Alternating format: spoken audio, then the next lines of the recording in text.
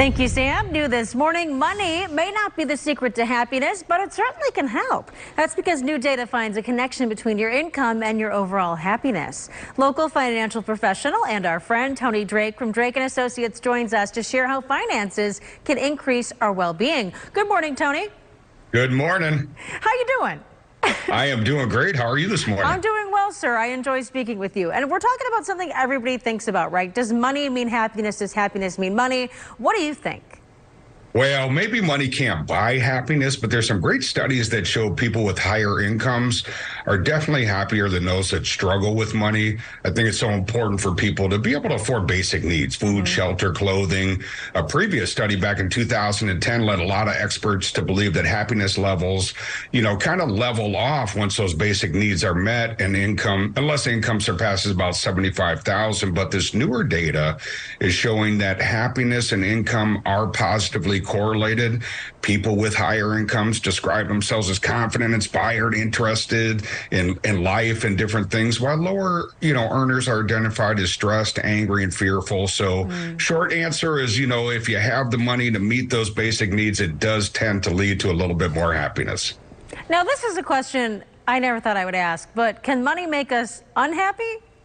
That's a great question, isn't it? I think if more money makes us happy, the reverse is true. Less money makes us unhappy. So when people are crushed by debt, living paycheck to paycheck, I think we all kind of went through some economic turmoil during the pandemic here. That could be pretty stressful. Basic necessities like food, gas, shelter aren't as accessible as they once were. And if people are feeling a strain on their wallet, they don't experience the same, excitement from shopping as others, sometimes called purchase happiness. And similar, it's kind of like buyer's remorse, right? Customers who are struggling financially often feel stressed when they make purchases, no matter what the cost. So that buyer's remorse can happen to all of us.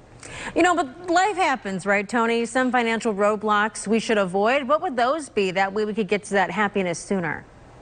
Yeah, there's a couple of what I call happiness hurdles you want to try to avoid. First is lifestyle inflation, and this is pretty common in the United States. When you start making more money, you start spending more money, so you're just not saving anymore.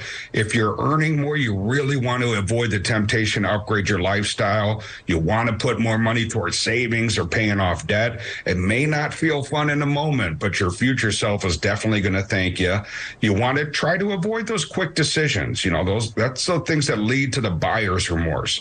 Good philosophy is to wait a couple days for smaller purchases, while larger purchases should be contemplated for a little bit longer. So if you do that, that's going to allow you some time to think about it. Does it fit in the budget, and do you really need it? I also think it's important to kind of balance it out, right, Tony? Like, don't mark out fun. Have a little bit of fun. Buy yourself that extra custard if you can, but don't buy a timeshare if it's not the right time.